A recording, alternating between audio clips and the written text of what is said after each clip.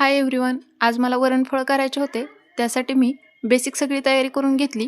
कणिक मळून घेतली, टोमॅटो, कोथिंबीर कट करून घेतले, खोबरं मिक्सरमधून काढून घेतलं. थोडासा कढीपत्ता आमच्या खाली झाडाला आहे, तो ताजा ताजा कढीपत्ता तोडून आणला. त्यानंतर एक पातेलं घेतलं, पातेल्यामध्ये 2 पळी तेल टाकलं. तेल छान गरम होऊ द्यायचं, म्हणजे छान तडका बसतो. तेल गरम झालं की मोहरी पण छान तडतडते. त्यानंतर मी मसाला डब्बा घेतला, मसाला डब्यातली मोहरी तेलात टाकली. तेल गरम झाल्यामुळं मोहरी खूप छान तडतड उडाली लगेच. त्यानंतर मग मी जिरे टाकले, जिरे पण छान मोहरून आले. त्यानंतर मी थोडा कढीपत्ता टाकला. कढीपत्ता आमच्या झाडाचा ताजा असतो आणि कढीपत्ता गरम तेलात टाकला आणि पटकन तडतडला की खूप छान स्मेल येतो त्याचा आणि वरणाला एक वेगळीच टेस्ट येते. त्यानंतर मी टोमॅटो घातले, टोमॅटो घालून मी ते सगळं छान परतून घेतलं. टोमॅटो छान मऊ होईपर्यंत परतायचे, एकदम सॉफ्ट झाले पाहिजेत, म्हणजे त्याचा पण अर्क सगळा त्या तेलात उतरतो आणि आपल्या वरणाला छान चव येते. त्यानंतर थोडीशी कोथिंबीर घालायची आणि कोथिंबीर घालून पण परत ते एकदा छान परतून घ्यायचं.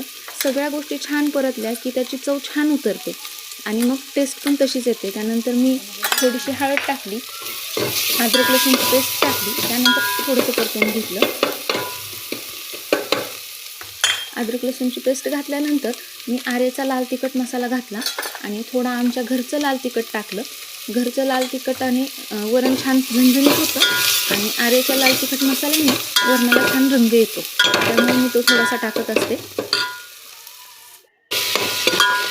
छान टोमॅटो छान मऊ झाले होते आणि सगळंच अर्क त्यात उतरला होता. त्यानंतर मी गरम गरम वरण काढलं. ते वरण थोडंसं स्मॅश करून घेतलं, पोळीने थोडं हलवलं म्हणजे ते वरण पूर्ण बारीक होतं, डाळ पूर्ण बारीक होते. त्यानंतर वरण मी त्यात ओतून घेतलं. वरण ओतून घेतल्यानंतर ते बघा किती छान दिसतंय.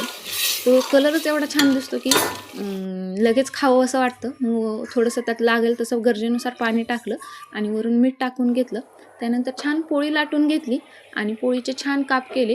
मीडियम काप करायचे, खूप मोठे मोठे करायचे नाहीत. खूप मोठे मोठे केले की ते खूप कसं तरी वाटतं. मीडियम काप करून त्या वरणामध्ये टाकायचे, म्हणजे आपल्याला बघायलाही छान दिसतं आणि खातानाही छान वाटतं.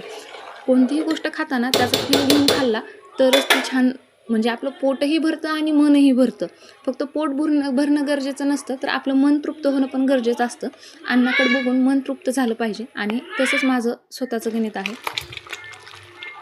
आणि हे झाले माझे वरणफळ रेडी. आता यावर मस्त तुपाची धार टाकून खाऊन घ्यायची. जर तुम्हाला माझे व्हिडिओ आवडत असतील तर माझ्या व्हिडिओला लाईक करा, शेअर करा